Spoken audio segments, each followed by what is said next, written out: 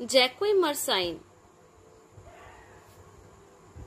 এর নাম হচ্ছে জ্যাকুইমিয়ার সাইন বা একে বলা হয় চ্যাডউইক সাইন। ঠিক আছে, জ্যাকুইমার সাইন অথবা হলো যে চ্যাডউইক সাইন। তাহলে আমি ফার্স্টেই বললাম যে সার্ভিক্স এর কিছু চেঞ্জেস এর উপর ডিপেন্ড করছে। ঠিক আছে, যেটা আমাদের বলা হচ্ছে যোনি প্রদেশ, জরায়ু, ইউটেরাস, সমস্ত কিছু, এই ভ্যাজাইনা, এই সমস্ত কিছু চেঞ্জেস এর উপরের ভিত্তি করে আমরা কিছু সাইন দেখতে পাবো। তাহলে এই যে জ্যাকুইমার সাইনটা কি, এই সাইনটা হচ্ছে যে একটা পার্পল কালারের ডিসকালারেশন দেখা যাবে। কারণ এমনিতেই আমাদের হলো যে যে সার্ভিক্সটা আছে সেটা কিন্তু দেখতে হবে পিঙ্ক কালার, নর্মাল মানে যে কোনো নন প্রেগনেন্ট কোনো মহিলার সার্ভিক্স দেখবো পিঙ্ক কালার। বাট জ্যাকুইমার সাইন মানে যখন আমরা প্রিজাম্পটিভ সাইনের মধ্যে ফেললে যখন দেখবো যে ওই সার্ভিক্সটা পার্পল কালার হয়ে গেছে। পার্পল কালার হচ্ছে কেন?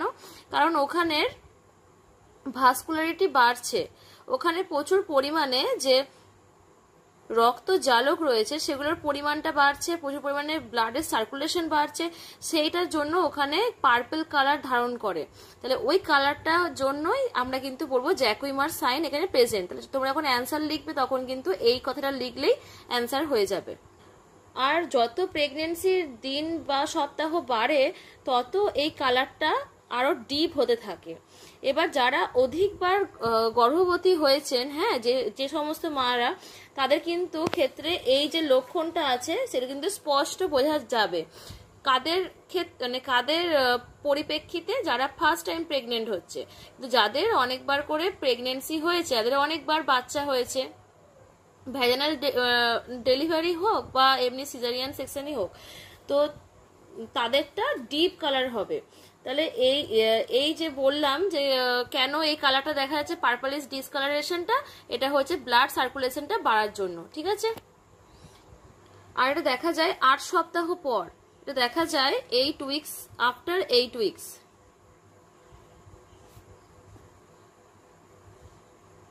এটা দেখা যায় আফটার 8 উইকস। কোথায় দেখা যায়? সার্ভিক্সে। সার্ভিক্সে দেখা যায়। ঠিক আছে, তাহলে জ্যাকুইমার সাইন হচ্ছে যে 8 সপ্তাহ পর থেকে স্টার্ট হচ্ছে।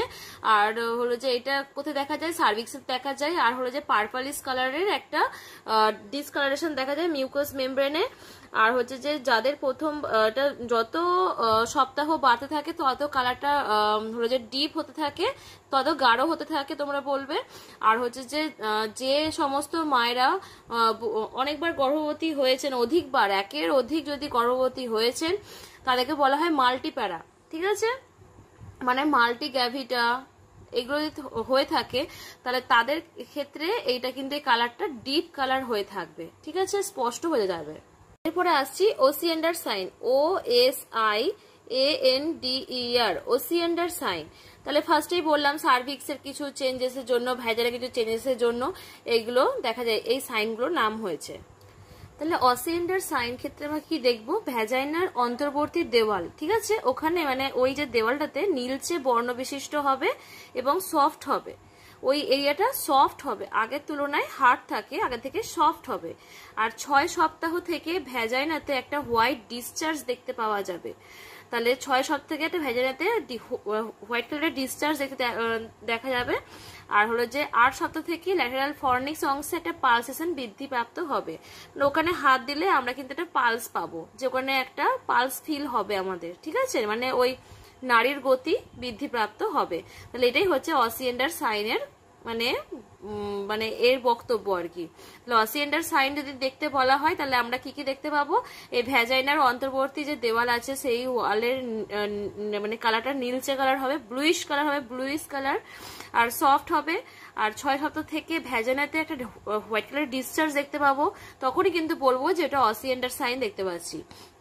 আর 8 উইকস থেকে ল্যাটেরাল ফর্নিক্স অংশটা পালসেশন আমরা ফিল করতে পারবো।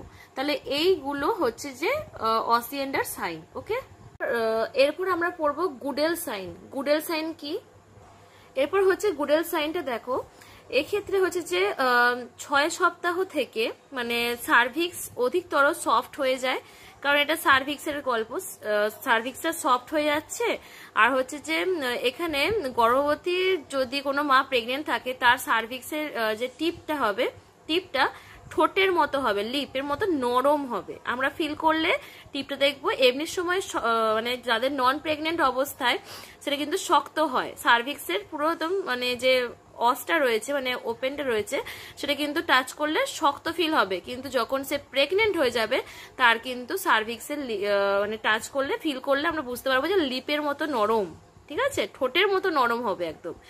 আর নন প্রেগনেন্সি অবস্থায় সার্ভিক্সটা হয় টিপ অফ নোজ, এটা আমরা ফিল করতে পারি। তাহলে এটাই হচ্ছে গুডেল সাইন। হেগার সাইন, হেগার সাইনটা হচ্ছে যে 1.5 মাস থেকে 2.5 মাসের মধ্যে এই লক্ষণ দেখা যায়। আর এটা হচ্ছে বিজ্ঞানী হেগার্স এই সাইনটা আবিষ্কার করেছিলেন বলে, মানে হেগার সাহেবের আবিষ্কৃত বলে তাই এর নাম হয়েছে হেগার্সের হচ্ছে সাইন বা লক্ষণ। আর এটার মেন কাজটা হচ্ছে কি যে compressibility and softening of the cervical isthmus. তোমরা সবাই ভালোভাবে জানো যে কিভাবে হচ্ছে যে আমাদের ফিমেল রিপ্রোডাক্টিভ যে অর্গানটা আছে সেটা কি মানে কোথায় কি পার্টস এর নাম, তাহলে সেখানে ইসমাস একটা কিন্তু পার্ট। ওকে, তাহলে সেখানের যে কম্প্রেসিবিলিটি অ্যান্ড সফটেনিং হয়ে যাচ্ছে সেই সার্ভাইকাল ইসমাসটা, এটাই হচ্ছে হেগার্সের সাইন। আর এটা একটা টেকনিক আছে, সেই টেকনিকটা আমি ফটোর মাধ্যমে দেবো ভিডিওটাতে, ঠিক আছে, তোমরা সেটা বুঝতে পারবে। এটাই হচ্ছে যে লাস্ট সাইন একটা, এটা হচ্ছে নাম হচ্ছে পামারের সাইন। পামার সাইন হলো যে সেম একটা বিজ্ঞানীর নাম হচ্ছে পামার, তার নাম অনুযায়ী এই সাইনটা হয়েছে, তিনি আবিষ্কার করেছিলেন বলে। আর এখানে মেন পয়েন্ট হচ্ছে যে 4 থেকে 8 সপ্তাহে যদি আমরা হাত দিই ইউটেরাসের মধ্যে পরীক্ষা করলে দেখতে পাবো যে ছন্দবদ্ধ একটা সংকোচন প্রসারণ অনুভব করতে পারবো।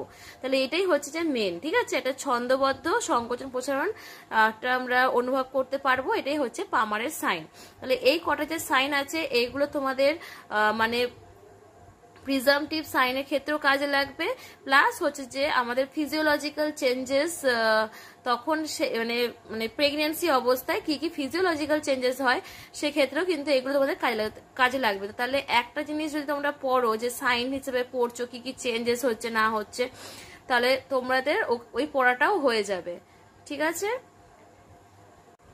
তাহলে ফার্স্ট হলো পজিটিভ সাইন, ভ্রূণের হৃদস্পন্দন বা হলো যে ফিটাল হার্ট সাউন্ড।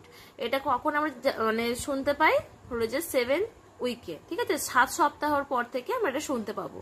তাহলে তোমাদের মোট 6টা পয়েন্ট আছে যে পজিটিভ সাইন কি কি আছে সেগুলো আমি বলছি। তাহলে এরপরে হচ্ছে যে ভ্রূণের নরণচরণ বা হচ্ছে ফিটাল মুভমেন্ট কখন দেখা যাবে 8 সপ্তাহ, ঠিক আছে।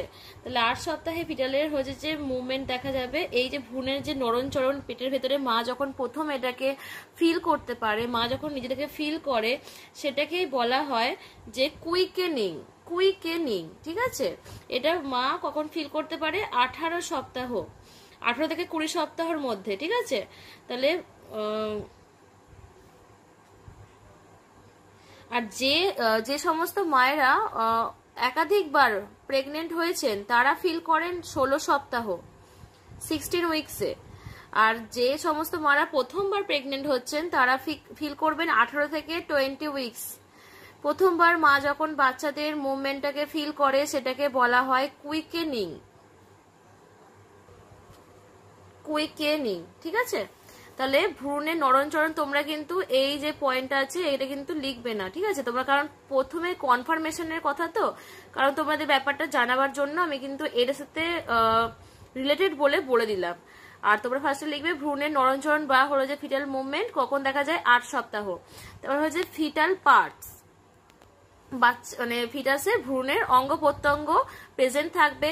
এগুলো কিসের মাধ্যমে আমরা দেখতে পাবো যখন আমরা ইউএসজি করব, ঠিক আছে, ইউএসজি থ্রু দিয়ে দেখতে পাবো। তারপরে এক্স রে দ্বারা ফিটাসের অস্থির ছায়া এটা যদি দেখতে পাই তাহলে কিন্তু কনফার্ম প্রেগনেন্সি, মানে মায়ের ইউটেরাস তাহলে বাচ্চা আছে।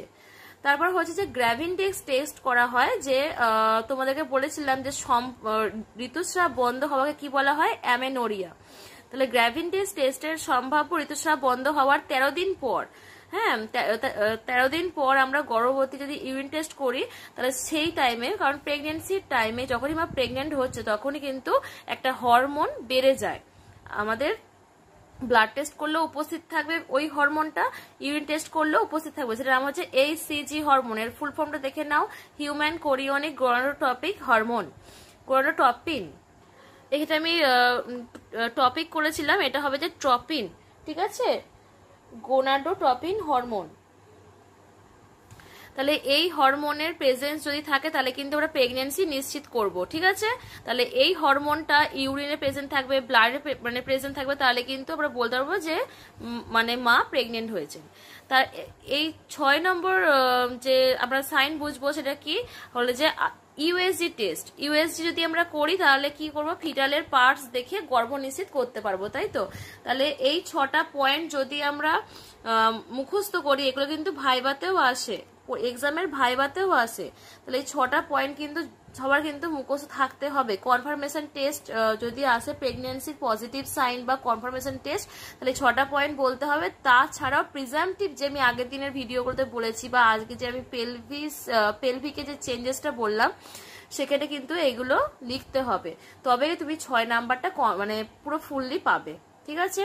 তাহলে আজকের মতো ভিডিও এখানেই। ভালো লাগলে লাইক করবে, সাবস্ক্রাইব করবে, কমেন্ট করবে। ওকে, বাই।